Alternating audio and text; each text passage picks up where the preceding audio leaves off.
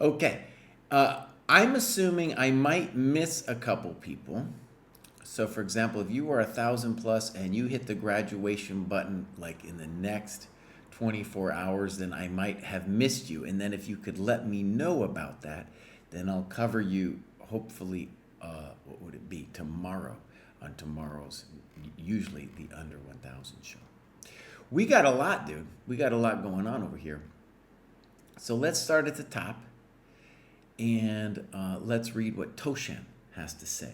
Actually, this is still incorrectamundo. See, this is incorrectamundo. I got to move this over, buddy. Voop. See, because we got to... This isn't fixed, by the way. We were going to fix it so that this was a little bit better. Oh, cry. Okay, time out. Let me get my business.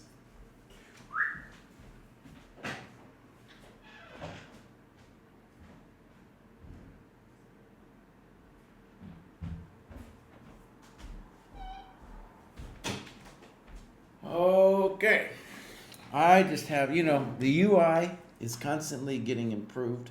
Fix, grad, layout, UI. Basically, we don't want all this empty space here. It should, look a little bit more like a text I can read. Okay. So, what does Toshan say? Toshan say, honestly, I was stuck below 2,200 on ChessCom for almost a year after adopting the white repertoire from the dojo, almost touching it at 2190 and then tanking. Then started playing again online after a break between my studies, and the aggressive moves felt so much more intuitive. This is a fun story about the aggressive repertoire. I used to dread playing against the Sicilian, but after getting used to the repertoire against it and unintentionally giving some time to let it slowly sink into my intuition, I was able to conquer 2,200 plus, beating even some 2,300 players in tense games, thanks to the dojo. Okay, this is fun, and what we should say, maybe we'll get into it, but my experience is that this level at chess.com, I assume we're playing longer games. We'll see what kind of time control he's playing, is full of cheaters. Now, if you're playing maybe dojo tournaments, maybe it can work out. But what I want to stress is, like, when you get this high, the online ratings, they're going to be a little funky. So, of course, we're going to encourage you to go OTB. All right, so we're going to open this link. Bam! Over here. Dude isn't logging a lot of hours. Let's see, dojo points. Even less. Okay. So, ChessCom, he's way up there. FIDE is much lower. USCF, USCF is maybe a little bit more comparable. So the USCF would be the one to maybe work on. It's been flatlined for a while. He's done a couple tests. It'd be good to have a little bit more. One of the reasons I want to look at the tests, the ratings is, again, with the online rating, it's weird just because you're going to be playing so many cheaters there, and you're going to be playing at weird time controls. You can play at faster time controls there and gain rating points. Let's go look clubs. No clubs. Give us a club. Tell us who you are, Toshan. Give us a little information. Okay, then we're going to go activity. Not too much activity here. And then we're going to go games. He's got a couple. So, see some of this 2 plus 30. This is what I'm talking about, Toshan. Now, one element of trusting the program is playing the proper time controls. All right, now maybe this is a real game. I don't know. Let's find out. So it doesn't say the time control either. Oh, and I have reviewed this ages ago. So, yeah, so this is his second graduation, and he already did this game. So Toshan, bud, I get it. You're playing a lot online. To get some improvement, I think it would definitely help to do the work in the program and play some OTB. You know, a good goal to set would be, I want to make that cohort rating with an OTB rating, or I want to get that by playing in dojo events. By the way, look at this tournaments over here, bud. Tournaments round robin. Let's see if actually there's a 19-2000 for you. I don't know. I know we have it for every other thing, but let's go 19-2000. We do. Look at that, bud. Look at that thing. 19-2000. We got some people in there. Laurent, that's no chump. He's won twice too. Falk is in there. We got some big people. Aged White Cheddar. So this would be a great event. Here you're going to play longer games. You are going to have maybe some postmortems. They're not going to be cheating. All the good stuff. Okay, good. Let's move on. Next up, we have Blind Bandit. Blind Bandit doesn't say much about themselves. Let's see what they say. In the Richmond, Virginia area. Yeah, I kind of remember Blind Bandit. Recently married and sharing the love of chess with my wife. Oh, that's going to end in divorce. That's going to end in divorce, buddy. Our own DM Hokie is in Richmond, Virginia. He never comes out. Jaup is in the chat. Thank you. All right. So, what we can see from the Blind Bandit, this is my takeaway, is that he was not active until the heat map came out. Before the heat map, he just wasn't even logging anything. And now he's crushing. He's playing. He's doing tactics. Looks great. Many thanks to Jalp, who helped design this heat map. Pretty soon we're going to get it so I can pop it out. That's one of my next things. Once it pops out, then I'm going to do a vid on it too. Okay. Good tactics tests ratings. That all looks quite legit. That looks like you're doing great with the tactics. And it looks like you're also doing mostly tactics. All right, clubs. RVA. Oh, let's go check if DM Hokie's in there. I bet he's not. There he is. There it is. There's the Richmond, Virginia club, dude. And we got a couple other people, I think, from Richmond. So maybe that'll be a cool thing going forward. All right. Games. What do we got? We got some games. This was very recent. 90 plus 30. Maybe a dojo game. Let's check it out. Boom. And now, watch this. Bang. I hit game review, buddy. Oh, yeah, son. Oh, yeah. There it is. Uh-oh. Uh-oh. The game review has a problem. What is it? Is it this? Oh, man. Is it this? Oh, man. There it is. It just needs a Jadoop. It just needs a Jadoop. This thing got a little bit messed with because I have been doing the WC and fooling around with all kinds of settings. You know the drill. You know the drill. So how does this work? How come this isn't as pleasant as for a peasant as we would like? So here, there we go. That looks good enough. Is it good enough? That's okay. There could be a little jadoops on the edge of the board, but mostly okay. All right, now somehow there's nothing said at the beginning, and the claim is made that this is all kind of theory. So let's go see. This is all part of his deal. Oh my gosh, look at this. Knight f5, castles. Bishop g5. Oh my lord. Oh my lord. Bishop takes, pawn takes. Knight d4, knight d5. This is all his theory, dude. This is all theory for dude. It's spicy, all right. Here we go. Knight b5, check. Bishop h6, queen king h8. Bishop takes, queen takes. a4. Holy smokes. Knight d4, b4. Oh my God. And he writes, it felt really good to get this position since it's in my opening prep, and I know I'm crushing. It was a huge confidence boost for this game. Rook e8 was the first move outside my prep.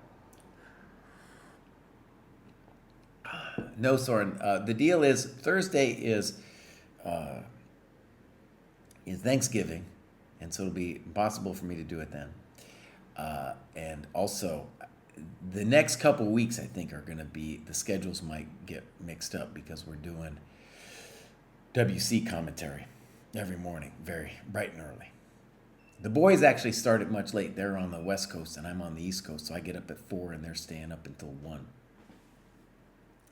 Okay, so rook e8. Let's take that thing.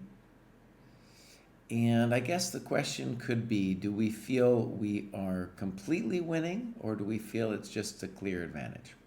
Those could be the questions.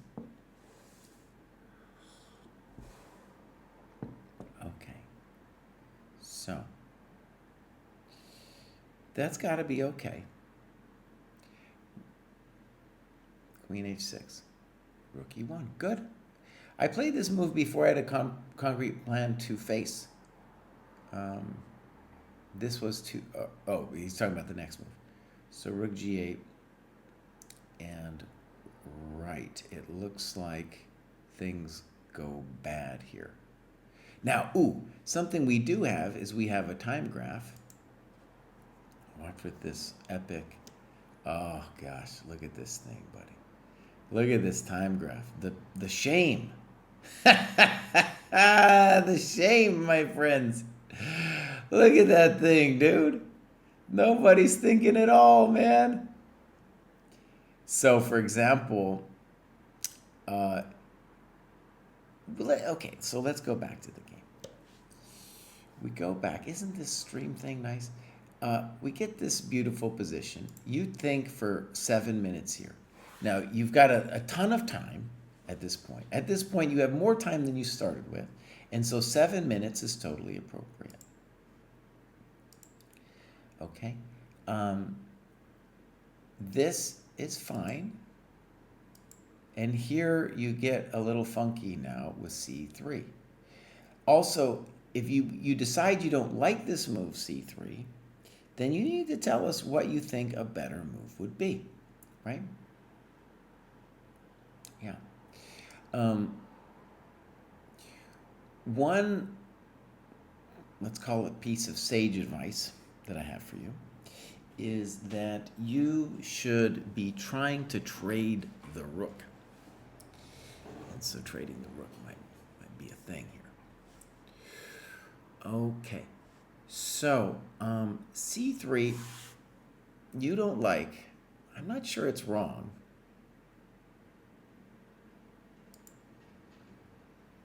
So you said queen g5, queen e4, and right. Just felt like the only move to defend and not lose a pawn. So, I think you're playing a perfect game, though, aren't you? I mean, yes, there's this knight c2 thing, but you have both f4 and I don't actually understand. I don't understand. Wait a second. Oh, I get it. f4. Yeah. So now that was a nice move. He's going to guard A and take this knight. Yeah. That was a perfect game. And that was a very impressive set of opening prep. Very impressive. You know, it's an example too, like this is not thought to be the most dangerous thing for black.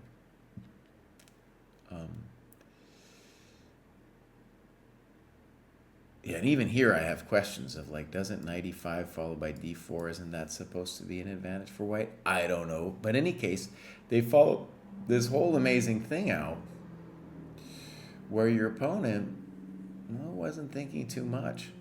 He wasn't thinking at all here either.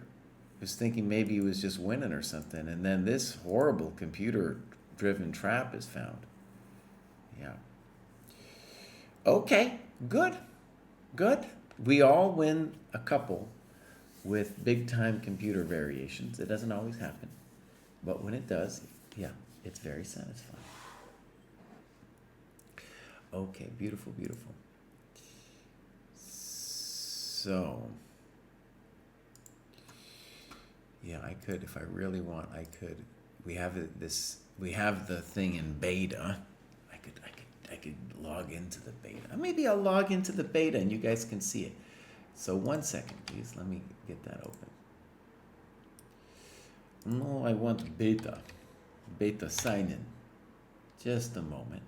We're going to turn this into the beta. Oh, I'm here. Okay, so we're going to bring it on over, Grover. We're going to go newsfeed, view all. And here we are. Great. So now I am in the beta, which means we're going to be able to see Jalp's, a couple of Jalp's innovations here. Next up is Drew Bunch. Let's go check it out. Oh, I'm in the wrong one, but watch, I haven't ruined it yet, though. Here we go.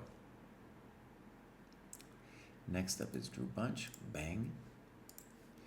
19-year-old, trying to get to 2200. New to the area. Let's go over here. Beautiful.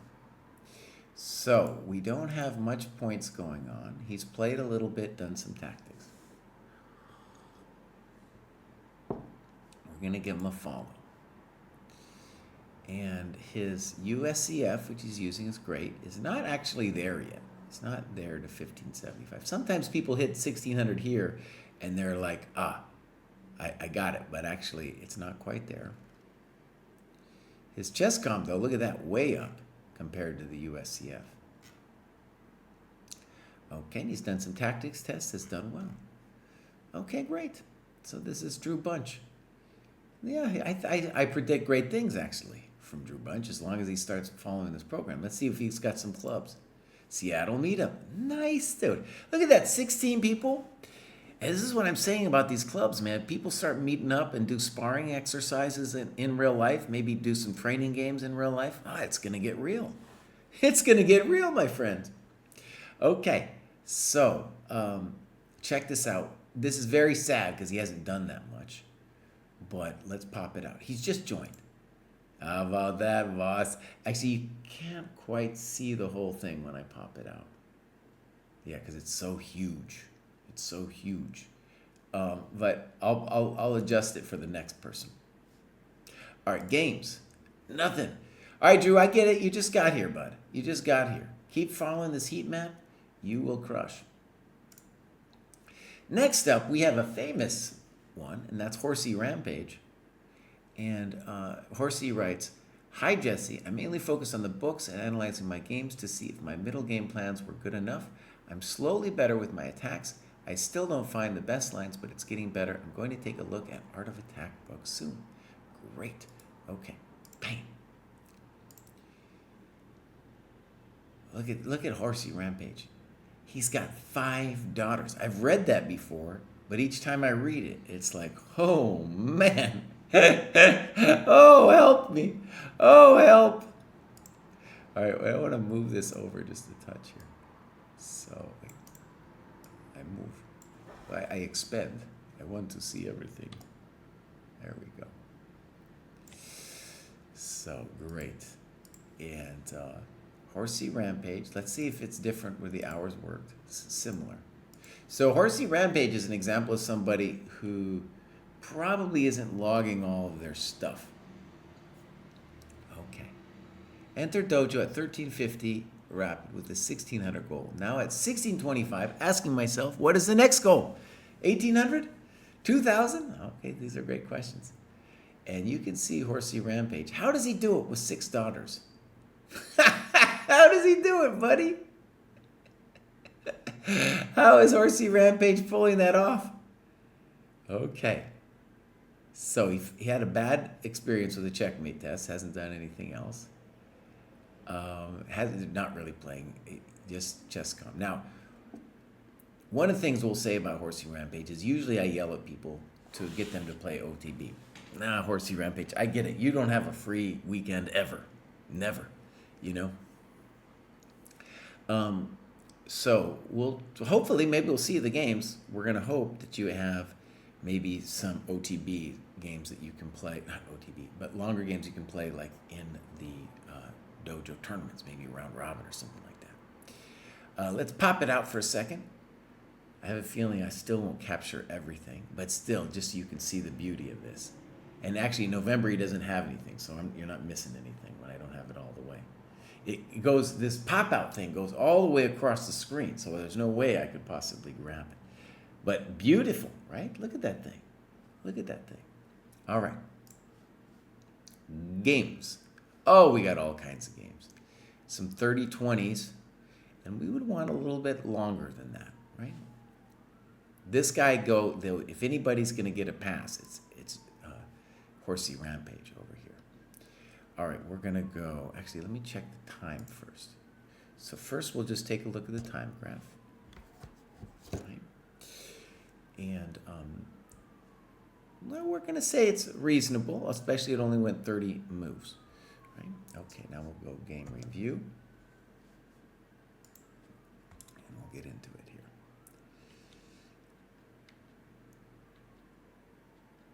This is the famous Scotch. Oh, whoa, here we go. Here we go. It's all theory, not much to say. DC3 is a common mistake in this gambit, probably my favorite one because C3 is the best move in the position and we hope that they take. But if they don't take, white is equal. Okay, well said. So you're getting them on a little trick and I think it's like, I'm even having a little trouble. I think knight f6 is the right move and CD, bishop b4, d5, messy Jesse, as they say. Is that correct, Amundo? Now I'm even drawing a little bit of a blank. Okay, so here we go. Now, how good is our position?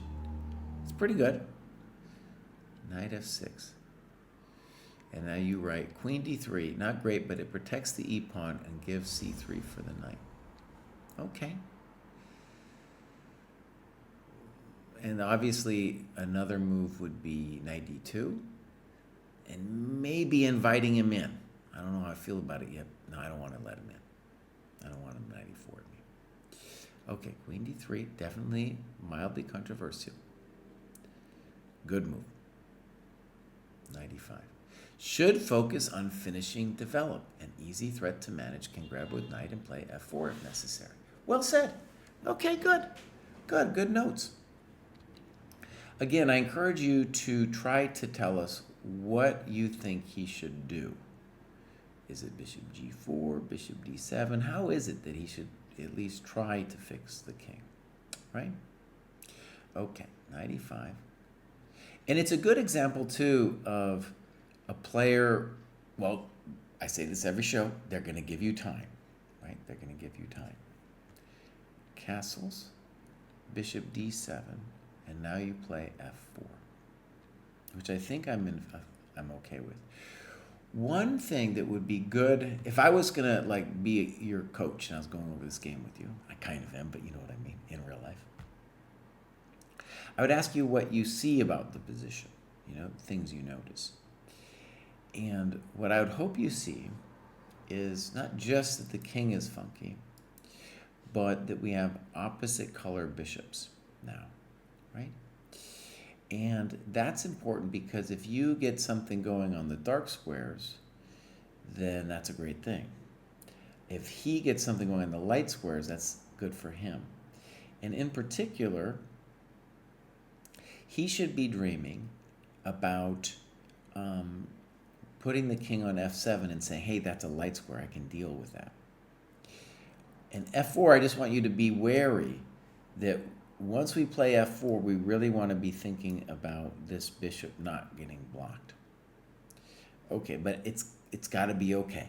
Let's just say it that way. It's got to be okay. Queen e7. And now you play bishop d2. And e5, of course, is an interesting move. You give knight e8. Let's just show the class that is winning.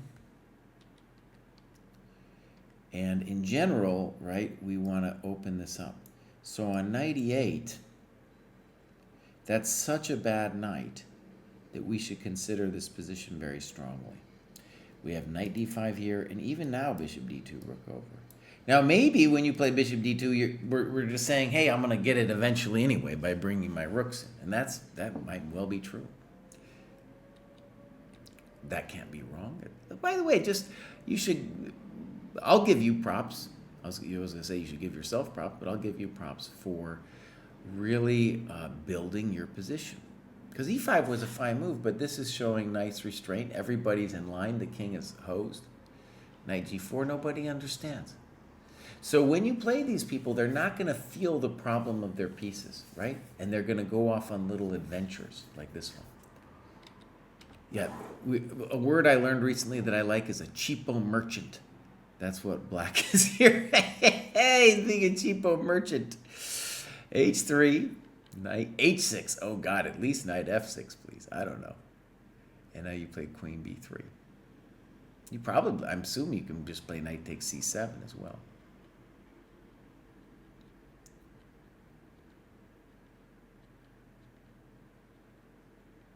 Yeah, now you're killing him. Very nice. Remember what we said about the dark squares?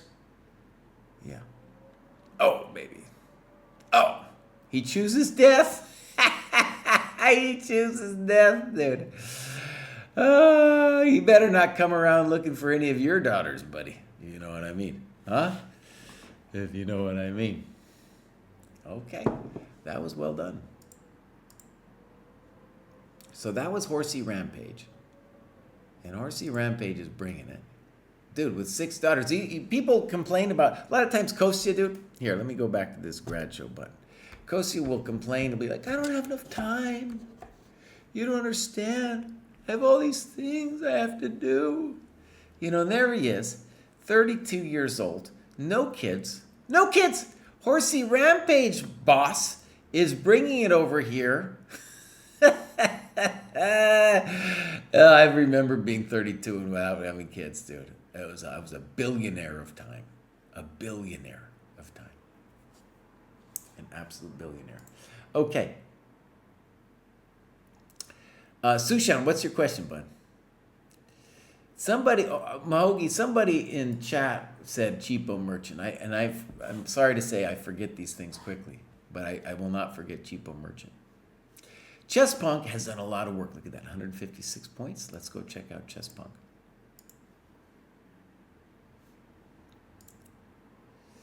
So, Chess Punk is doing some work. He's in Germany. Something I've noticed. The Europeans are working harder than everybody else, dude. Look at that chart. Look at that chart, huh? Yeah. Okay. So, we're going to pop this out here. Look at that thing. Now, unfortunately, you guys won't be able to see the whole thing, but most of it. And maybe there's going to be, I got to adjust the template to capture the whole thing. You know what I'm saying? But that is beautiful. Like a lot of Europeans, he took a break in the summertime over here. But then it's been tactics, middle games and strategies, some end game thrown in there. It looks pretty good, man. That looks great. Okay. So, actually, we can change it to hours worked. Okay, it's looking good there too. So this is, David Set is the Deutsche Wettzahl, that's the German rating system. So 1541, he's doing great. Hopefully in a team over there. They got great teams. One test, could do more. FIDE, he's doing some stuff. All right. Clubs, the German dojo. 92 members in the German dojo, bud. Yeah. All right. Games. Dude's got loads. This is Benjamin Nowak. Okay, so we're going to click on this bad boy. And we're going to take a look first at the time. Time's not available. And now we're going to go game review. And he is black here. Of course, it would be good if we had the times. And the famous Tarash, the old weapon. Let's see how it goes. C takes, E takes, knight f3, knight c6, e3. Okay. One cool thing about you playing the Tarash at this level is you're going to get all kinds of stuff, and it's going to be less about theory, and it's going to be more about you learning how to play the isolated queen pawn. Right? So after e3, I'm going to say you have a fully viable, interesting, isolated queen pawn position. Okay, g3 being a little bit more normal, and it makes sense because the bishop on c1 is now a problem piece for white. Knight f6. Bishop d6. I think you should be proud of bishop d6 because you're just not afraid of anything against the c6 knight at the moment. Castles, castles, boom, boom, good. And you write, up to this point I was in my repertoire, black is an IQP, but can therefore easily place his pieces on active squares. Good. Bishop d3, loses time, correct. Again, when you are above 1,000, people are not going to give you pieces that often. Like under 1,000, they're just hanging them all the time. But they are going to give you loads of time. And so here, a lot of times what happens is they haven't ever felt the pain of being behind in development or having a bad piece. And here, white is behind in development and has the bad piece on c1 that he's got to fix. And you talk about b3 being a nice move, and maybe you even found that in the opening book or something with the Tarrasch, because Kasparov's Tarrasch game's amazing. Fun story. It's a fun story for me anyways. His team, Kasparov's team, forced him, kind of against his will, to play the Tarrasch. And the idea was that when he was playing Karpov, that he would be able to really play these kinds of positions that are tactical better than Karpov would in those matches. Okay, actually, my scene is funky. I'm just noticing. How did that happen? There we go. Fix that scene, buddy. Come on now. And this board, Kraai, is a little bit no bueno, huh? Oh, come on. Please be nice. Be nice. Okay, there it is. That looks a little bit better. A little bit more reasonable. Okay. So somebody had a question. Oh my God. Sushan asks, during training, if the position has multiple options on each move, is it a good idea to take forever to try to calculate everything, or should I make a conclusion after 34 minutes of thought? And then oh my God, we got a lot of questions. I am talking about insane positions from Kramnik's Chessable. If it's a calculation position, then yeah, you want to calculate as long as possible. And there it's an exercise. In a game, you should never take more than 10 minutes, right? In a 90-30 game, let's say. So, but in an exercise situation, which I assume is what's going on in the Kramnik course, yeah, you just want to spend as long as you feel is necessary. And you will miss stuff. I would miss stuff too. I'm sure those calculation positions are madness. Okay, so, and then somebody else asked, how long do you take during doing the most challenging Polgar mate twos? I've done the book several times, so I can rip through it pretty fast now. And so I've gotten very good at it. There's still some problems I have to think still. I have to make sure I got all the variations right. Okay, so bishop g4 is next. And let's just mention that rook e8 is also a good move, but nothing wrong with bishop g4. b3, and you write, this is inaccurate, as white would have the opportunity to play d4 since the knight is, as black would have the opportunity to play d4 since the knight is pinned. And you play bishop b6 and think you should play d4. Okay, it's very hard to argue with d4. Good move. Bishop b6. Now, one thing about this position is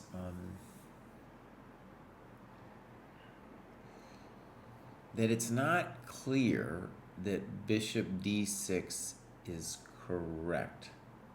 Let's just talk about what he's dreaming of. He says it in the notes. He wants to do this kind of thing, and it's not ridiculous, right? It's not ridiculous.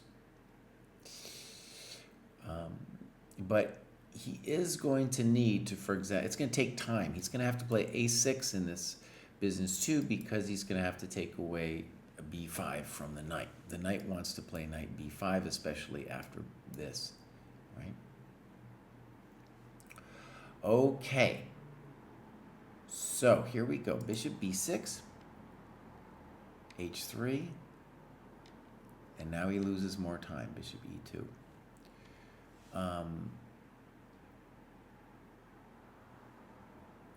A simpleton move probably would have been knight b5.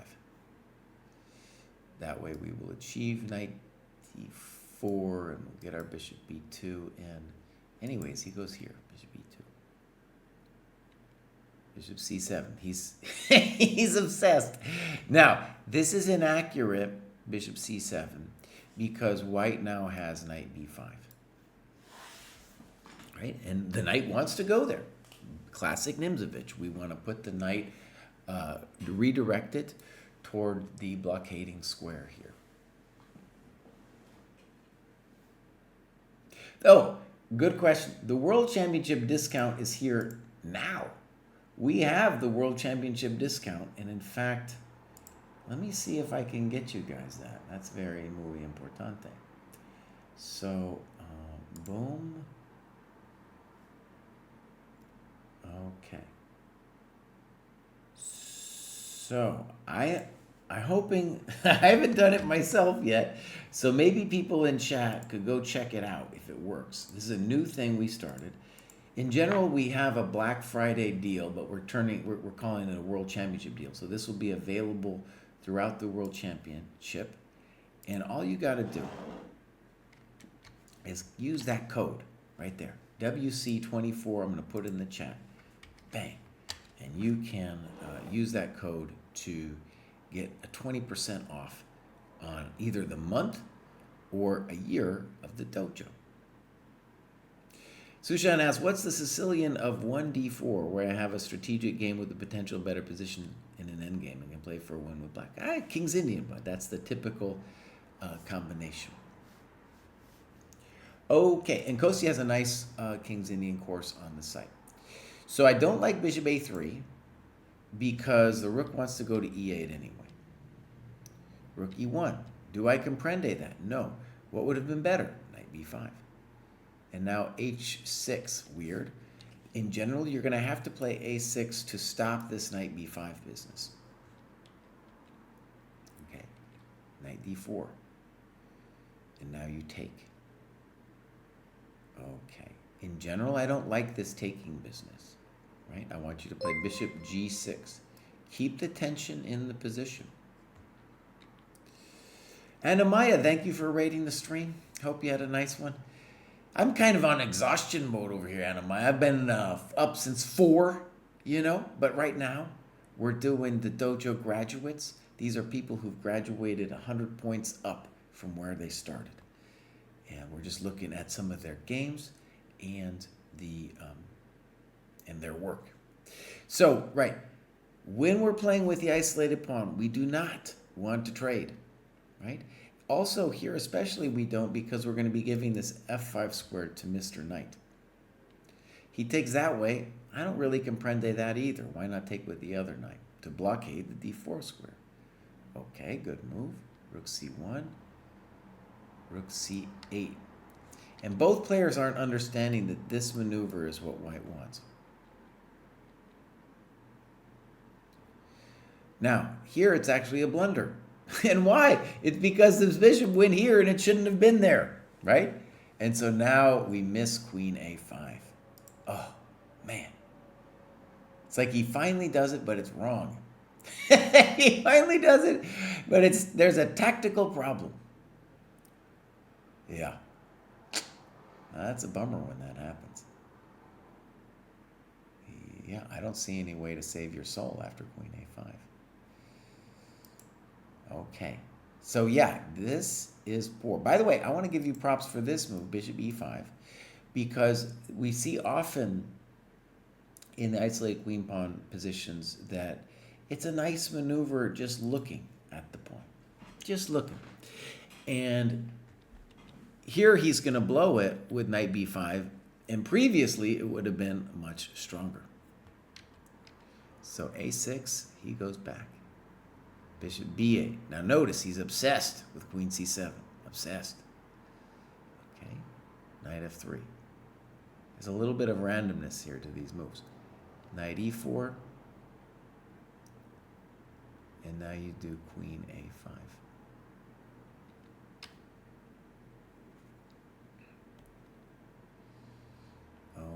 Okay. Boom. Looks passive, but it's hard to... That's still an interesting position. So, for example, bishop b2, queen a2, rook c2. Let's say maybe he could try for this kind of thing. I don't know. Yeah. Okay. He could try this. So, but knight c2 is very passive, and you Kaminsky, and you say bam. And you talk about rook a1. That does seem like a bad endgame to me, right? He does this, and now he's toast. Absolutely toast.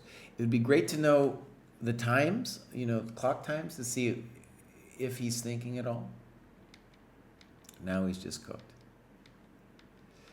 And the main thing I would hope you get from this is both, not just me talking, but your analysis of this, is you get better at understanding what the goals and plans of the IQP are. Right?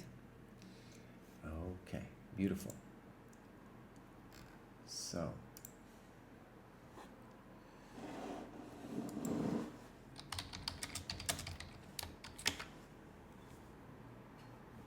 okay, so let's get out of here.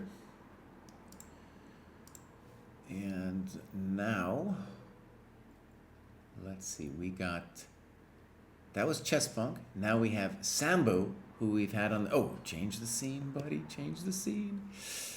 Now we got Sambu, who we've had several times on the show before, too. Okay.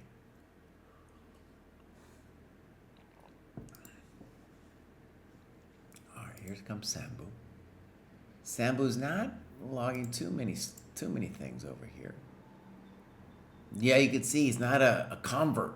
Sambu isn't a convert yet of the heat map, but has been enjoying a nice rise in his or her chess.com rating. This tactics test looks good. Polgar mates are not a friend of Sambu. Sambu needs some work. Sambu needs some work over here. Okay, so let's see what's going on. Clubs. Okay, he's in the Asian dojo. 31. Dude, the dojo is everywhere. Dojo everywhere. Activity. Doing great. Games. We got a couple. This one was played a while back. I might have already looked at this one. Let's see.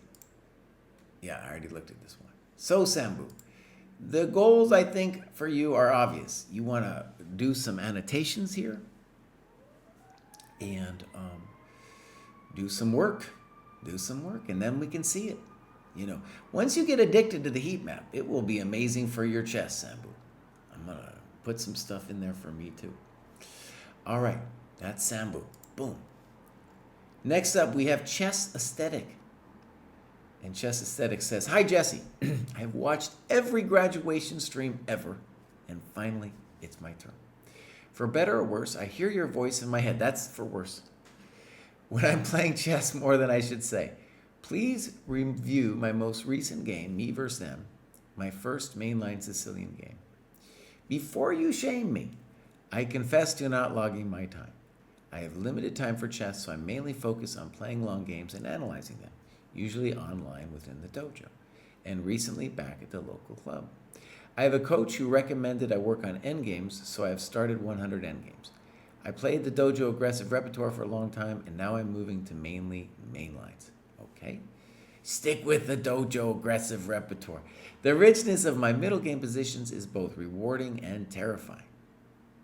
Apart from that, I mainly train tactics and read game collections on forward chess on my phone at night before bed. Don't look at your phone before bed. We all know this is a problem. I know I am improving overall. It's a slow road, but one I'm happy to be on. Thanks for everything you and the dojo do." Great. Okay. So, I'm going to open this over here. Let's see. Dude isn't logging anything. He's not logging anything on this heat map. I'm gonna yell at you, Chess Aesthetic. Come on. Okay, what's going on, Chess Aesthetic? Okay, he is doing things though. Look, he's got some tactics stuff. How is it that he got no business? How come no dojo points are happening here? Hold on. If I go activity and I go, let's say I go here. Oh yeah, we're not seeing much. So somehow, hold on. If I go dojo points, I don't know. He's not logging his business. That's all I know. Okay, so we want to do me versus them. But here's the problem. I'm not seeing me versus them. Right? That's what he said. He said, go do me versus them. Please review my most recent game. A problem that we are having in the dojo, and I have a feeling this is what's going on, and this is a dojo shame, this is not a Chess Aesthetic shame, is that for reasons unknown to me, somebody changed how we publish the games. It used to be like automatically published, and now forever I've been like, dude, just fix it, and they haven't fixed it. So that's a major problem. We have a lot of moving parts going on in the dojo, but it's still not happening as far as I know. Maybe I'll check in a second here. But this is a bummer because he doesn't want me to go over this game. I have a feeling he did it, and you know, especially if he's, and the other bummer is he might not be watching this, of course, because this is an impromptu show. This is impromptu. So if he watches this, what I'll say is that I will go over his me versus them. I will do that when I do some other show. All right, but let's look at this one first and see what's going on. This is a 60-minute game. And we got clocks. Let's go look at the clocks. So this is our time graph. It looks very reasonable for the time graph. Then we'll go back over here, game review. So, all right. He is black. Oh my Lord, here we go. Back in the day, this was considered a blunder, but now the fancy people like to do this to themselves. Let me just say, I know it all looks wrong, but they like to do it. Okay, they like to do it. So, let's just look at this knight c3. I do believe that black has compensation after bishop takes c6. And on f4, there's queen c5. So this is some kind of theoretical thing. Knight c3. Now, queen e5 would lose to bishop takes c6. So we're not going to do that. He plays knight e5. Is it a little spicy? Yes, it's a little spicy. Okay, and now bishop f4. Now, in some ways, this is a logical result of this opening, right? Yeah, it's very hectic, and white has a little bit of push. Maybe it's all equal according to the computer or something, but it's not totally simple yet. Okay. Your move makes some sense to me. You spent 5 minutes on it. Knight g6. And then queen c4. And you did some good analysis here because you talk about queen a4. And this would be actually my key variation. So let's look at it. Queen a4. Can white take on a7? That would be the thing I would be scared of. And he's saying bishop b5, queen a8, king d7. He says, I believe black is holding on to the extra material. Okay, that might be true. I want to say this terrifies me. I'm scared. Do I know exactly what's going on? No, but I am scared. Yeah, so that might be interesting to look at. If I was white, I guess that would be my main attempt after knight g6. Because if he trades stuff off, he's going to be fine. You're going to be fine. So for example, that's not impressive because we're just going to take as you do, and now you're just totally, totally fine. Okay, now queen b4, attempting to solve my development problem. Good. And so now if you survive, right, you are going to be better in the endgame. Your king is better. Your rook's already developed on d8. Your bishop on f8's looking good. So dude takes. I like your position. Queen e5. It feels like somebody here is being a cheapo merchant. That's what it feels like. This guy feels like this guy's being a cheapo merchant. Okay. So, you played bishop d6, getting real frisky with things here. Yeah. So notice what happens is you go all in now on the attack. Okay. Now, queen e5, I want to say it looks to me like a superficial move. But I kind of get it. That it could cause a little bit of drama for you, right?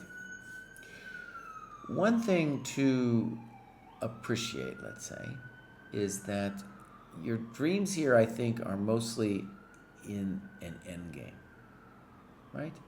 So, because you have, I don't know, I feel like your bishop's better. You talk about f6, and f6 is probably fine. Yeah. And I just want to stress with this kind of thing, you're really looking to trade off the queens somehow. You know, you'd really love to trade off the queens and say you're a little bit better. Okay, so you do think for 10 minutes on bishop d6, all right? And that's good. That's a good deal, even if you got it wrong. So it would be, when you make a mistake like this, it would be good to just kind of do a gut check on what you think you got right and what you think you got wrong, right? So, for example, maybe you still felt here that maybe you thought you were better, for example. And it's certainly true that White has to watch himself, right? White has to watch himself. But on the other hand, of course, you know, he's got 2 pawns. All right, you play king b8. Yeah, you talk about queen h4 and stuff. Yeah. Okay, queen f3. I'm not thrilled with this queen f3 thing, but apparently you're saying he wants queen e4.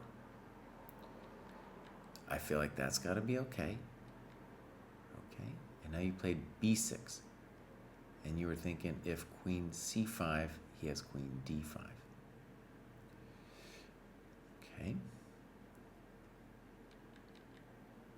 Okay. Rook e1, that's debatable. Bishop c5, good move. Rook e2. And the queen slides over? And Grover goes over? Rook f1. I like this a6 move a lot. I don't know how to evaluate this position, but I like a6. It's the correct square. You control the dark squares over there. Your king can be more safe. And this is a position that's hard for, you know, humans to play. So even if we feel that White's objectively winning, it's not going to be the simplest thing for him to pull out of this. So g3, that makes some sense to me. And now you play rook d8. And you say, I was looking at a variation with bishop f2 and thinking it would work if I had one rook on f8 and another rook on d8. And you give a variation with rook f7. That certainly looks plausible. You talk about bishop f2. Good. Yeah, we should be looking also at bishop f2.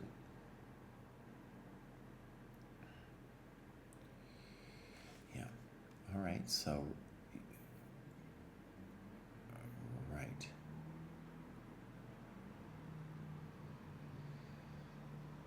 So here, rook f7, queen d5, bishop b6. I think you're missing that this is hanging.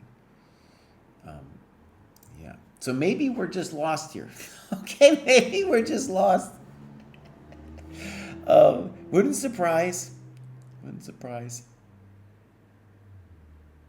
Maybe queen h5. This just allows me to do like rook f5 or something, you know.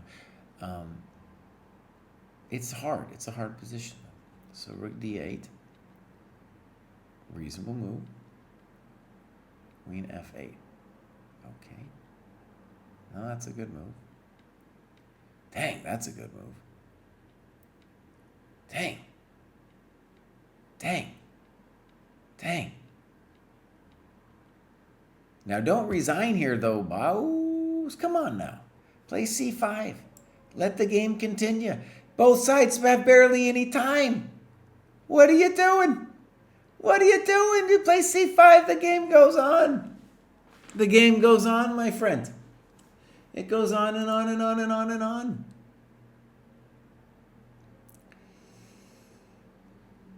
All right.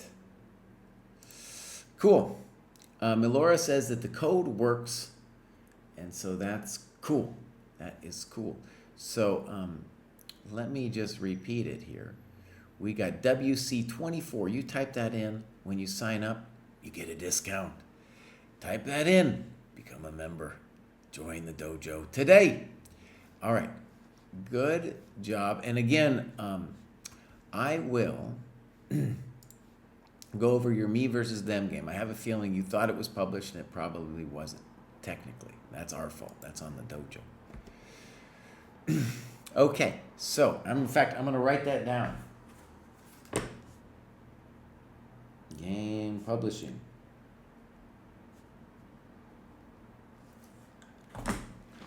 Okay. Juice Meal says, I am excited to graduate to another cohort and know that my progress will soon come to a halt without more in-depth work.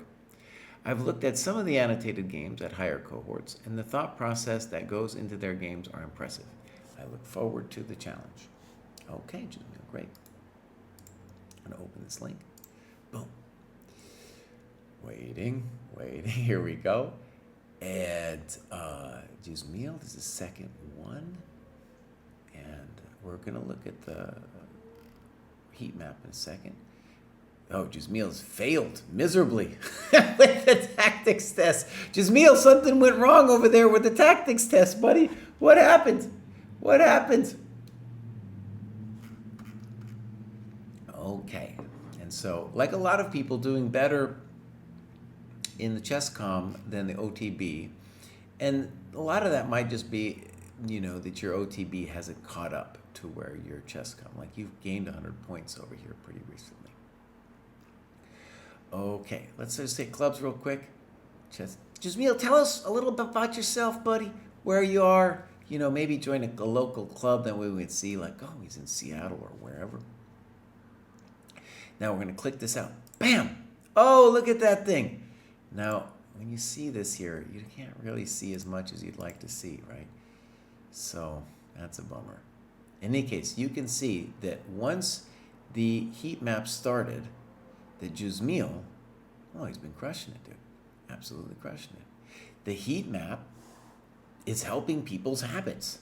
It's helping my habits. Okay, great. So we go back, games. All right, here we got a game. This is a 45-45, and let's give it a click here. First, we'll check the times. Oh, so, well, let's just show that. So, time graph. You will see, my friends, that white used his time and black did not. It's very typical of online play, especially against the randos of this world, right? Even though I shouldn't call him a rando, it's another member of the cohort. But FF Medic, you are hereby shamed. You are hereby shamed for moving too quickly. And actually, it says, let me go back to game review. It says something important here. It says, I found it relatively easy to set up, this being a game inside the cohort, and would recommend everyone give it a try when you can. Again, the tournaments, guys, amazing. I think the round robin especially gives people who don't have either the inclination to play OTB or the time to go play OTB. It gives them that opportunity to get a solid game in whenever they need it, which is often. All right, Jazmil, our hero, is white. So, d6, check to the miserable. Check, knight c3. Okay, you're developing your coconuts. Okay. Okay. He's just developing. Fine. Fine. Now we get a kind of a standardish position. Fine. Good. And now we're kind of at the end of this whole situation. And, we're just going to be playing chess. The Sicilian players in the crowd will probably like Black's position here because White doesn't have any too much active play. And then the claim by Black in these positions is that if they know what they're doing, they'll slowly start building that play on the C file. And note to Benny that this guy's a chump and is not active in the position. One idea a friend of mine played ages ago that I thought was clever was in this position he played c4, intending knight c3, d4. And his whole shtick was, well, I'm going to get a Maroczy bind set up and I'll be without the light square bishop. The computer, of course, doesn't think it's impressive, but as a long-term idea, I could see how it could be effective. And I bring it up because here we just want to be aware of the long-term problems that we have on that C pawn. All right, knight f3, knight g4. Maybe I don't know about knight g4.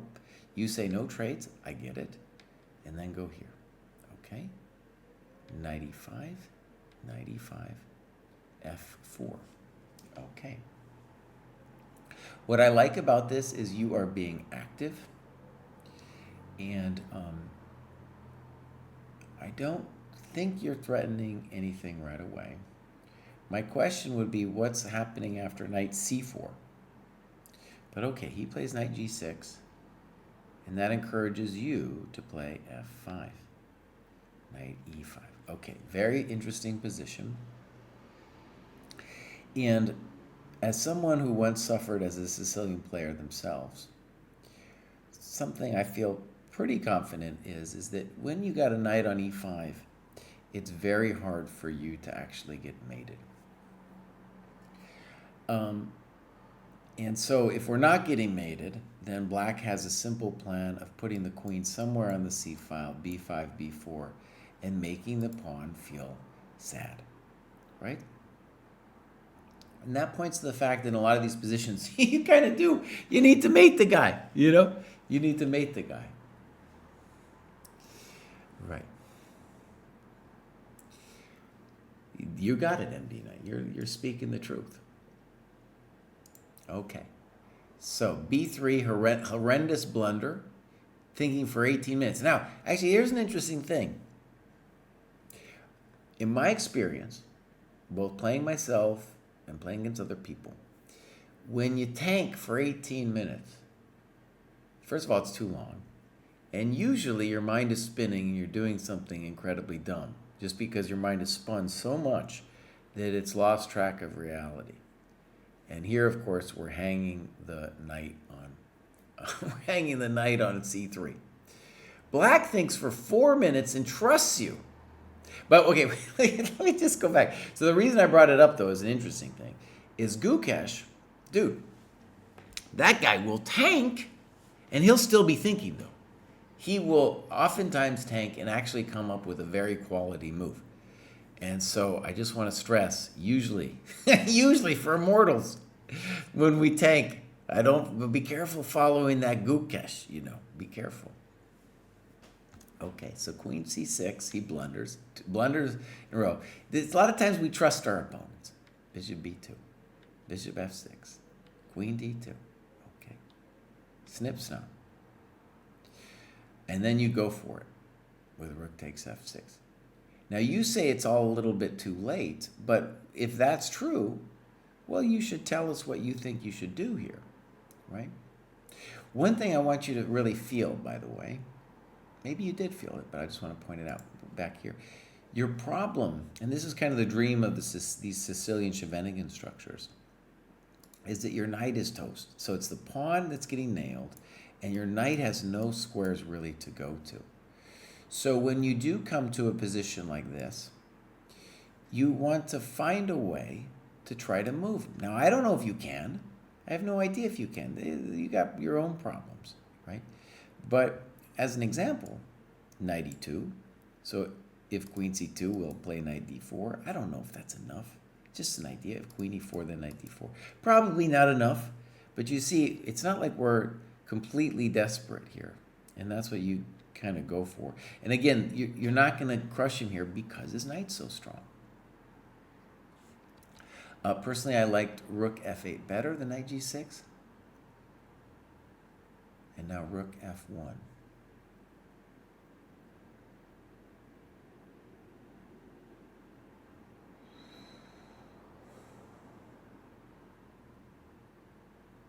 I'm just looking at something dumb, like I usually, as is my wont. I don't think knight d5 works, but you know, it's a thought. Check, good move by black. Queen h3, probably a good move. Queen f3, rook f8. What's going on? Do we understand? I don't get it. Now Stockfish says knight e2. Wait, wait, I don't, no comprende. Why can't I take the knight? What do you mean stock? So by the way, when you're using the dojo training thing, you know, you turn it on and you import a line, it can say something like 92. Am I missing something egregious though? Queen f4 and we just lost our coconut. Yeah. So Juzmiel, what we're seeing is you and your opponent are missing basic things here. And like that knight e5 is of such a higher level of complexity than the other things we're hanging that it's just kind of weird. Oh, he's giving you hope.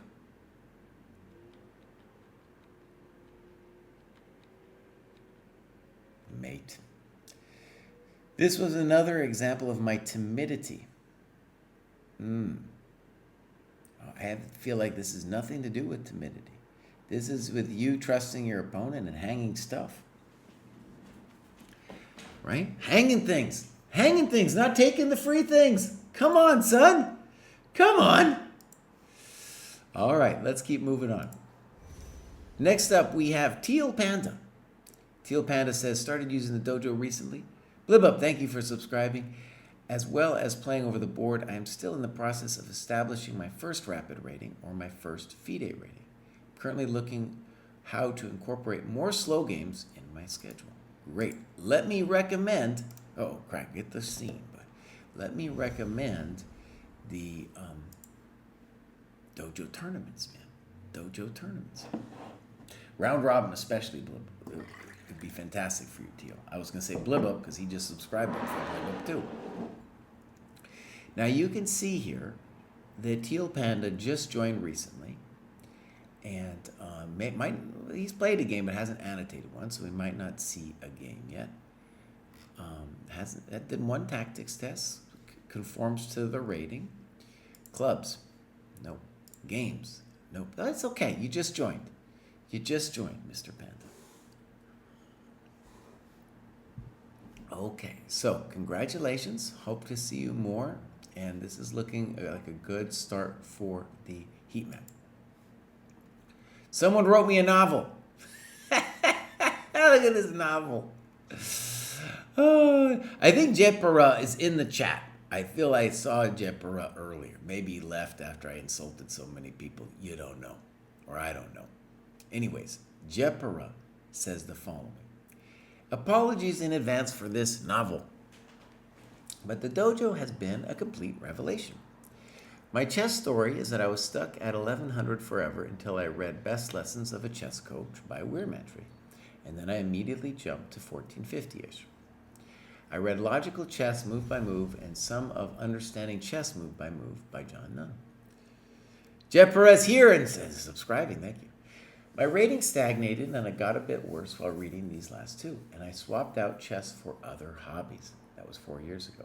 In September, I saw a dojo video where they talked about game analysis. Nice. I joined the dojo in a local chess club so I could get some classical games in. I haven't logged my hours, but I'm tracking what I'm doing with the points. I play one classical club game a week perfect, and I analyze it over a couple of days. When that's done, I play a game 30 before work and analyze that over a couple of days. Usually I can play and analyze 2 or 3 games a week. I'm going full boomer notebook with analysis too. Then I write it up on the dojo and publish it. If I can't get a game in and I'm done with my analysis, I'm doing the Bulgar mates and the tests. I think that the tactics tests are a phenomenal innovation, as they do a much better job of replicating in-game play and testing if you see all critical lines. In the future, I want to do some sparring, and if I can, try and play more classical online.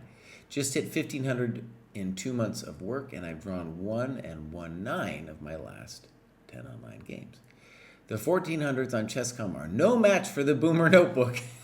That's true, buddy. They're no match. This morning, I managed to draw 1,600, and it convinced me that I should hit the graduate button. I've been waiting to see what happens because I've not been that happy with all of my games recently, even if I've won most of them. Having a great time on the Discord. I'm hoping to set up some Thursday morning murder club sparring sessions for people on a European time zone like myself. Thank you, Dojo, for bringing me back to the game. 1 book, 1 board, 1 set, 1 thought. There we go, bud. Work never stops. Beautiful. Okay. Now, Jepra, if you're in the chat, tell me which game you want to look at. I don't mind it was long. I make fun of people writing novels, but especially if it's a good novel like that, that's pretty, I don't mind at all. Now, you could see by the chart that Jepra is not messing around. He's got his weekly club game, maybe a game 30. When he's done, he's doing the analysis over here. So this is great, man. And he got up to this 1501. Beautiful. And let's see if he Jepra, tell us maybe something about yourself. Let's see if the club tells you. Somewhere in the UK. That place in the UK might have other dojo people. You could make your own club there. That would also kind of tell us where you are. They got a great team thing going on in the UK. So that would also be like a really fun thing to be part of a traveling team. All right, Jepra, I'm going to pick the serious one. The first one. No, actually, I was going to say I was going to pick the first one, but I kind of want to do the next. Well, let's look. So I definitely would like to choose a longer one. Let's see. So you can tell, see what he was saying. He says he does a longer game, and then he's got, if he finishes that, he'll do a 30-0. Well, all right, I'm just going to pick this one here. The first is more interesting than OTB. Okay, he wants to do this one. What a game! I truly deserve to lose. Okay, let's go and let's see the clock. Let's see. Here's our clock. And so this is without any kind of increment. And so it's going to get hectic. His opponent probably didn't take long enough. And remember what he said. He said, I'm crushing the 1400s on Chess.com. They're no match for the notebook. That's true. That's true. They'll be moving too fast. This analysis took me days and takes up 11 pages of my notebook. None of it has been checked with the engine on the date of publication. Great. Okay, now that's this guy's doing it the right way. Did I mention earlier the Europeans are the ones actually doing it? My word. All right, here we go. Actually, I take it back. Those English people sometimes get upset when you call them Europeans. I don't know. I'm not. Sorry. They might get upset. All right. B5. Bishop B3. Bishop E7. Fine. Now, Bishop C5 is actually sometimes a thing. I think that's called the Archangelesque. And what you're doing is fine. You're going to get popped. The bishop is going to get popped on C5. It's playable, though, as far as I remember. D6, C3. Fine. Castles. Fine. D4, and now H6. You're right. I dislike this move. I have a chance to play Bishop G4 and should take it, I think. Right. Okay, so this might be a case of not being fully aware of the subtleties. So, for example, usually in this position, in the olden times, they would play h3. Now, there's a variety of systems here for black, and Smyslov actually came up with h6. You know, you could do so many different things here, but h6 was one of the things that he came up with. Just to play, I think, rook e8 and bishop f8 next, you know. Okay, so you played h6, and, you know, we should say that in these positions, even if you make a slight inaccuracy, it's still going to be equal-ish. All right, and now he plays h3, and so what happened? Well, we've transposed back to the Smyslov little h6 thing. Okay, so rook e8, good move. I like that better than knight h7. We don't want to play f5, right? Knight d2. Bishop f8. Fine. I think my whole plan is dubious, you write. Look how passive my position is. Boom, d5. And you write, what's that? Shuts out the bishop, which is his best piece. Now f5 is easier to play in the future, and he's kicking my knight where it's already going.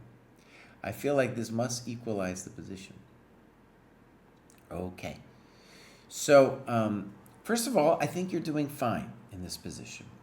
And if my understanding of the little Smyslov thing is correct, on knight f1, first of all, we cannot win the pawn on d5. At least I don't think we can. And e4 is a Freudian slip because d5 is the critical square. I don't think we can do it because every time we take, there's this thing, right? But the point would be that on knight f1, I think Smyslov's whole intention was this, and we put this thing here, and we just say, hey, I feel fine about it. I feel fine. Now, this d5, interesting move, and you're absolutely right that it is not being respectful toward the bishop on b3. And one of the fun things about playing the Ruy Lopez is when they play d5, they are going to be going into a King's Indian structure, right? So now your pawns will be pointing this way.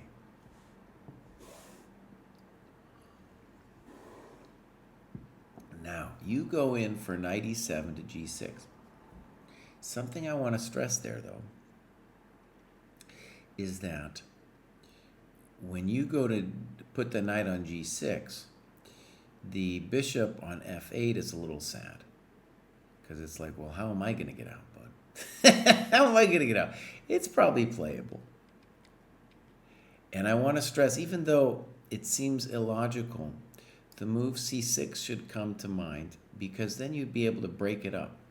And another cool thing about the Ruy is you get a position like this, and now we have a completely different structure. This is a Najdorf structure. How about that? Okay. So anyway, c6 is a thought. You go knight g6. g4. What's going on?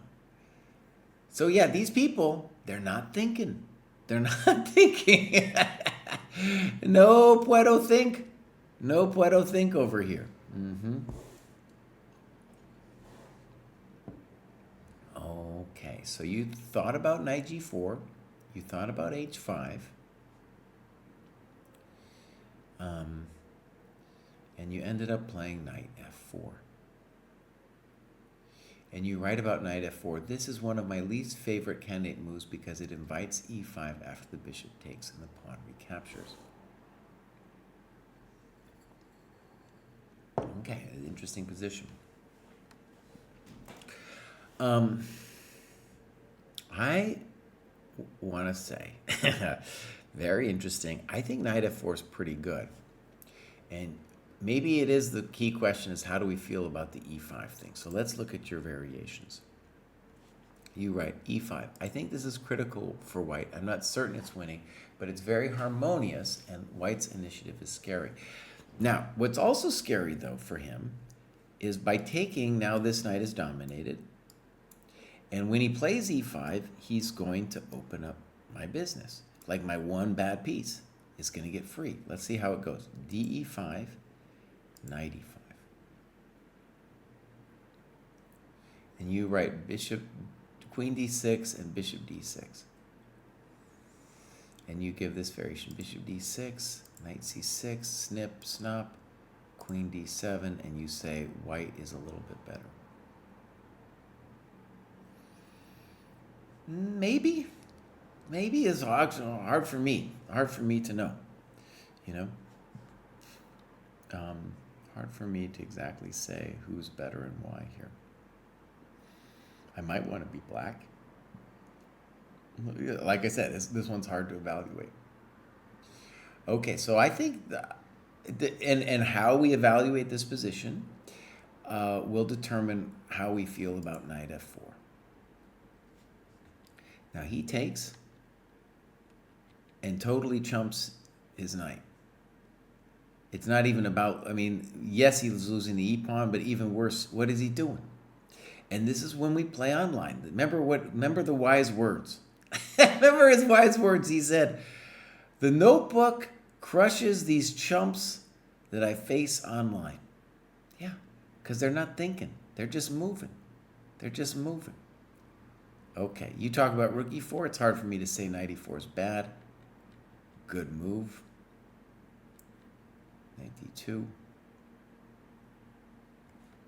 Actually, you could have also played f5 here.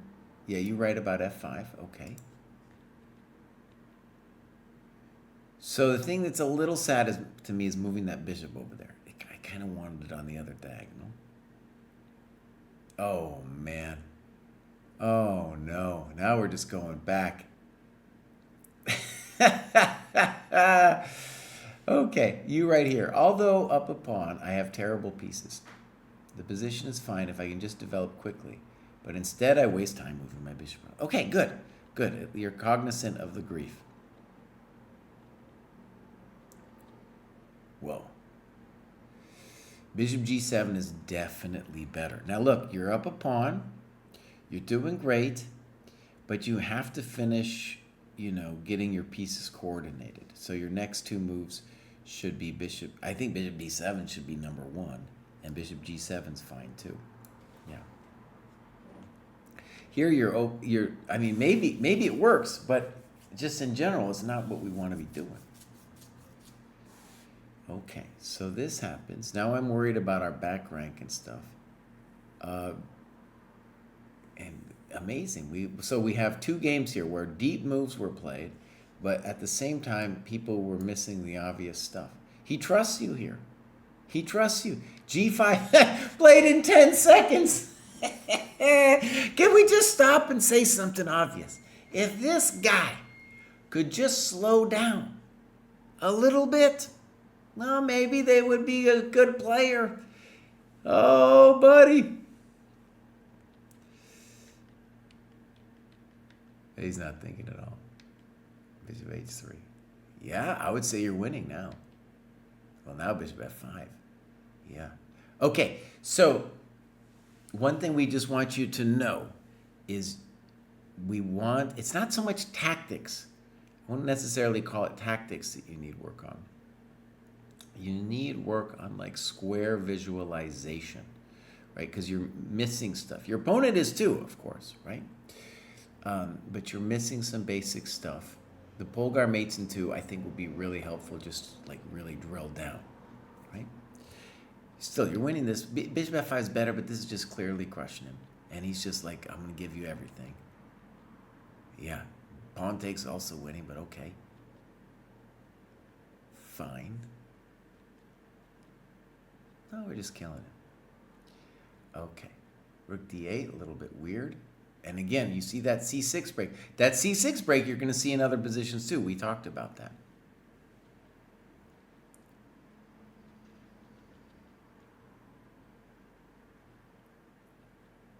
Good move. I thought it was a good move anyway. What has happened here? Wait. Wait. Wait, crap. Okay, wait. Things got really sloppy. Hold on. I was just thinking it was going to all end and we could go to bed. But let's just start here. Okay? So, very important to see that the position is winning, but you must take into account that we're dealing with a opposite color bishop position where, if we don't finish him off, well, we might not win the game.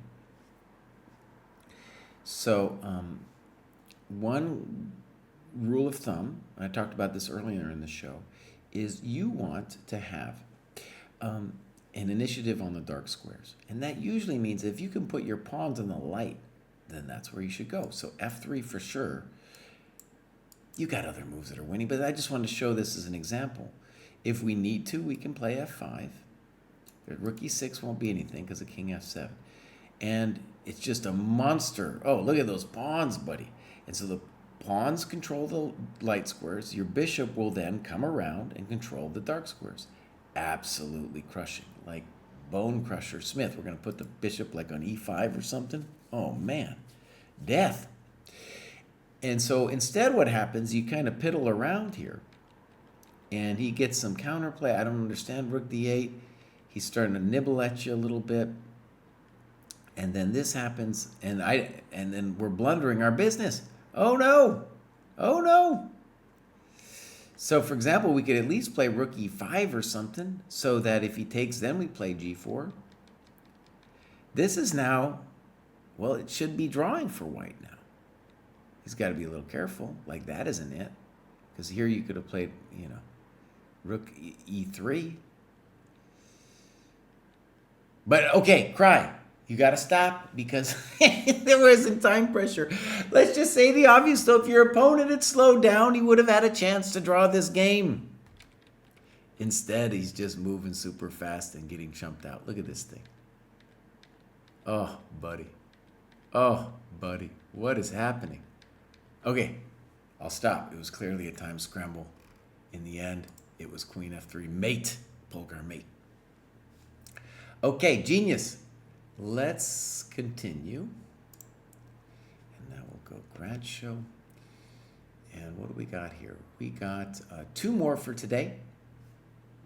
And Jules says, clawed my way back to 1100 since tumbling down to 1000 after a long string of losses. My chess skill ceiling is definitely higher thanks to the dojo, but my floor still needs to be raised. Okay. Let's go see what he's talking about over here. So, oh, look at that one. What? Hold on. Hold on, my friends. Let's expand the view. Dang. I'm going to need to do some settings or something. Maybe, you know what I could do is I'll do a new scene which has just this whole thing. Just the whole thing. Just so we can see it. Because here you're missing a little bit of November, so I'll fix that for next time. Jules is doing some work, my friends. And actually, we can change it also to hours worked. Yeah, look at that. Actually, I don't like the 4-hour thing. There we go. So a lot of tactics, some games and analysis. Looking great. Okay. Clubs. Down under. Okay, nice. Someday I'm going to go. Activity. Good. Games. And here we go. This looks like maybe an OTB game. Let us see. So mark this, and then here's our time. It probably is not, because when we look at this time graph, we see that our hero used some good time and black treated it as a blitz game. We're just going to hope that the dojo crushes in this event. All right, so game review. Spicy. Okay. Okay. Poor. Why is it poor? Because they're giving away time. So, boom, snip, D3, bang. Uh-oh, here we go. Now bishop D2. Incredibly spicy. You got a lot of different moves here. My sense is the old timers here, like the old King's Indian players, would play the nasty looking but maybe strong G3 just to open it all up, baby. Just to open it all up. I don't know about knight e7. What has he done to himself? h5. This person's not developing at all. At all, buddy. Where's your development? And now you played h3, which is fine. One hilarious and potentially beautiful move would be knight takes, bishop takes, knight takes with the threat of knight f6, mate.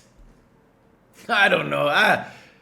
Don't quote me on that one. But, you know, if you imagine knight d7, rook d1, do you have full compensation? Oh, yeah. Oh, yeah, we're going to play rook f4 soon. Oh, But your move is much better. h3. Is this guy developing? No. All right, knight g6, and now you try to bust him open with e5.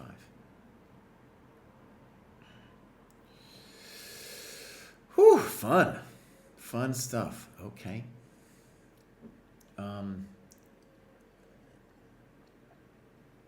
h4 might be a good move. e5. Now this move makes me a little nervous because black could play d5. g4, e6. You're all in. It's at the least the spirit of the opening. Again, he should think about d5. Oh man, here we go. My queen is up in black's business. Yes, it is. Okay, knight e7. Let's slow it down. And then we blunder terribly with bishop d5. Okay, now hold on. You write it's a fatal blunder, but you're not telling us what you should do. Right?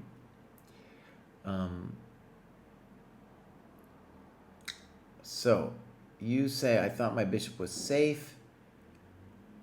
But you gotta write what you think you should do, because maybe you're lost here. You got two pieces hanging, right? Now, of course, the natural move, which looks winning, is knight g5. But we'd want to write that. Rook ae1 might also be winning, but knight g5, of course, is much simpler. With the point that that rook doesn't have any squares. And rook h6, we can play queen f7, and, you know, it looks like a welcome to the dojo kind of moment, if you know what I mean. Okay, my friends, we're slowly ending this show. I think we have one more. Boom. Next up, we have Kay Borman, who writes me a novel. I'm happy to read it. When I joined the dojo in March, I started playing d4 because I don't know anything about it. So it gave me a fresh start. I just chose d4, c4, and learned from my mistakes, looked at some model games, and just grinded away. Recently, I started to notice I was getting crushed against the QGD and Kid. Nose helped me shore up these weak areas, and it made a big difference. Now, of course, he's not supposed to be studying openings yet. It wasn't necessarily opening study, but more about guiding me with the style of chess that I enjoy, explaining middle game plans, and pointing out mistakes that I can improve on. It's crazy how many things I think about in a position compared to when I started. Can't wait to learn more. Huge shout out to Nose for helping me get over these hurdles. Great. Okay. So, boomsy woomsy. Here we have Kay Borman. Oh, look at this. 42 years old, and look at this map. Bang! Look at that thing, buddy. Kay Borman is bringing it. There we go. And there's very little opening in here, so that's good. That's what I wanted to see, you know? If you want to play d4, c4, and just go for it, fine. At your level, fantastic. So when I look at your games, I just want to see development. All right, clubs. Let's go Philly. Oh, the Nose Knows All crew, dude. Oh, there's the Nose Knows All crew. That's a new club they didn't know about. Great. That's super cool. And now we go Gibbs. And here we go Kay Borman. Actually, let me just look at those times again, because some were longer than others. I might want to do, well, let's see. So this was recent. Let me just choose this one because it's 45-45. I'm always going to be a little bit more inclined toward the longer games. Here's Kay Borman. This is kind of a shortish game, but I will show the time graph.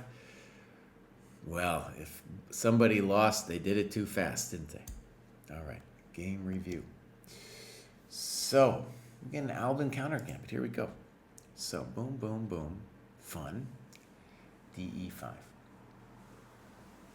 So, we got we got a pretty highfalutin opening going on here.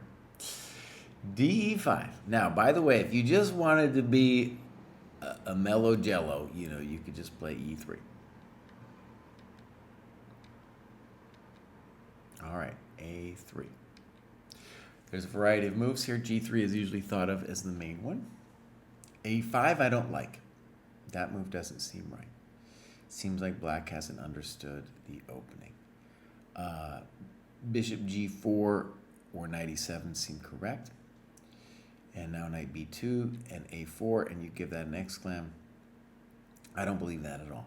Black is failing to develop their coconuts, and especially since the main plan of black is to play bishop G4, queen here, castles, I don't believe in A4, right? And it's all these pawn moves, and right. So G3, simple move. We just play G3, boom, boom, and you're doing great.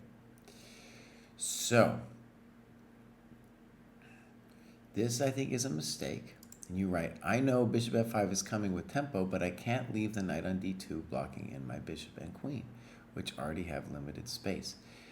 Well, but on the other hand, you are going to have to play either e3 or g3 to get the bishop out. And we want you to get castled. And later, when we're ready, let me get rid of these arrows, you can play b4, a, b, knight, b3, right? But priority number one is to get this bad boy out. Okay, bishop g4. And now you played e3. And it is, what should we say? It is consistent with what we need, right? It's consistent with what we need. Maybe knight e5 is a problem, but it's like, after you've put the knight on g3, we got to play it. We got to play e3, right? You're correct. You could also play this, and I think you're doing fine here. Okay, e3. Taking looks like a mistake. Why? Because they're developing your coconuts. You write knight e5, bishop e2, and there's a couple issues here. The biggest one is at some point he's going to play d3 on you, right? And it scares me to death. So maybe bishop f3 followed by d3. However, black is very underdeveloped, so we should believe that we have some way to at least be okay here. So for example, let's say I play queen d4, and the only thing that would kind of scare me is knight f3, pawn takes, bishop takes, but I play rook g1, and I say, I'm better developed. Is it complicated? Yeah, it's complicated, but I'm better developed. I should believe in myself. Okay, so DE3, a mistake, because they're developing your coconuts. And now he does this. He trades it all off and plays knight e5. Let's see what you write. Black gets their pawn back and threatens two pawns, but their development is behind. Very good. And your bishops are arguably very strong. So bishop e2 is definitely the natural move. And you talk about f4, which I think is definitely also interesting. Okay. So bishop e2, knight f6. Now, one thing maybe to write about is perhaps your intention here was to play f4, but then you saw knight d4, and you're like, maybe not. That's a possibility. But I still think f4 might be kind of interesting. And I have a lot of sympathy for f4.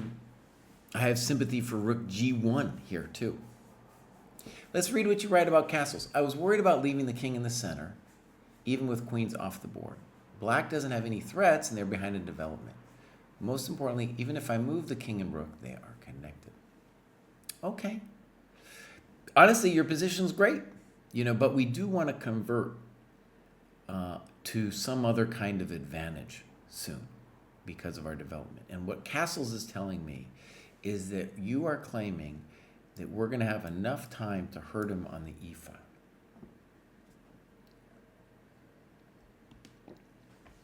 And that I don't know.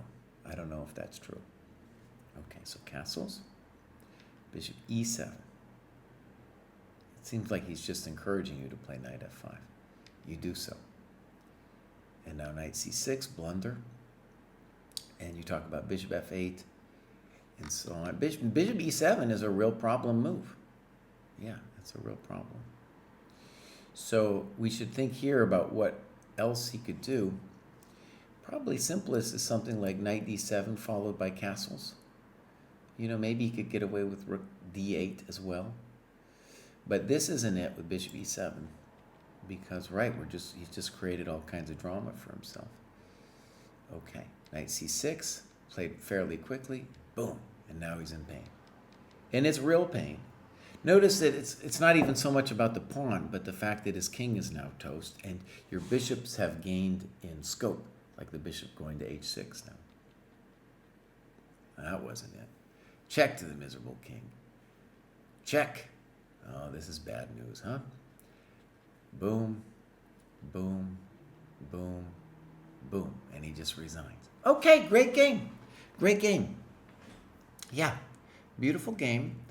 And I think one of the things I would want to stress is what you're seeing in this is it doesn't matter that this guy's playing Albin counter gambit. He doesn't understand development. And, and if I were coaching this person, I'd be like, listen, Albin, Schmalbin, that's cool. But until you understand the need to develop your coconuts, it's not going to matter. It's not going to matter. And so you are going to play a number of opponents, right? And that you don't need to learn the openings because they're going to play non-developing moves, right? And then the key task is then to get good at punishing those non-developing moves.